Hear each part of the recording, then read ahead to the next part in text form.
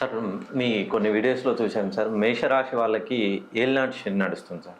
ఇప్పుడు శని ప్రభావం ఉంటే వాళ్ళు ఇప్పుడు నూతనంగా వ్యాపారాలు చేసుకోవడం కానీ, ఏదైనా కొత్తగా జాబ్స్, ఇల్లు కట్టుకోవడం కానీ, ఇవన్నీ చేసుకోవడానికి వాళ్ళకు అనుకూలంగా ఉంటుందా? వాళ్ళు ఏం చేస్తే శని ప్రభావం బెటర్గా ఉంటుంది సార్? అంటే ఇప్పుడు మేషరాశి వారికి అయితే ఏలినాటి శని అయితే నడుస్తుంది, 7.5 సంవత్సరాలు అయితే ఉంటుంది. ఓకే.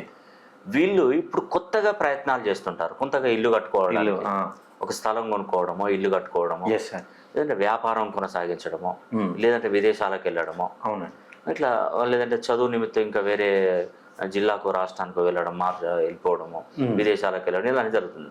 అయితే శని ప్రభావం ఉన్నప్పుడు మనం ఏది చేసినా దానిలో ఒక 20% అవుతుంది, మిగతా 80% మైనస్లోకి వెళ్ళిపోతుంది. ఓకే. నువ్వు వ్యాపారం పెట్టుకున్నావు, మంచి సూపర్గా ఉన్నది, యాడ్ ఇచ్చావు, అన్ని చేసావు, ఇన్ని చేసావు, లక్షలు ఖర్చు పెట్టావు, కోట్లు ఖర్చు పెట్టావు. తీరా స్క్రీన్ ప్లే చేద్దామని మనం బొమ్మ మీద తెర మీద బొమ్మ వేసాం అనుకోండి, అది ఆడదు. ఓకే. ఏది వ్యాపారం అయితే మొత్తం టోటల్గా కొలాప్స్ అయిపోతుంది శని ప్రభావం ఉంటే. మనం ఎంత కష్టపడి పని చేసినా శని ఏం చేస్తాడంటే ఎదగనివ్వడు అసలే.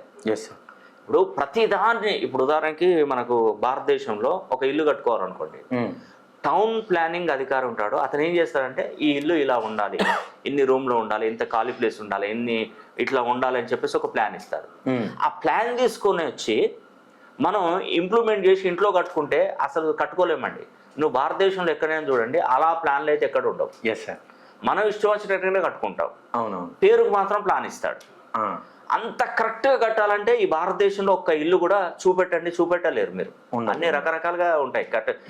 ఆ ప్లానింగ్ ప్రకారం ఎవరు కట్టరండి, నేను చెప్తున్నాను కదా, 100% కట్టారు. కట్టే పరిస్థితి ఉండదు, ఎక్కడా ఉండదు. నాకు తెలిసి ఉండకపోవచ్చండి, నేను అనుకుంటున్నాను. ఏదో ఒక మిస్టేక్ అయితే ఉంటుంది.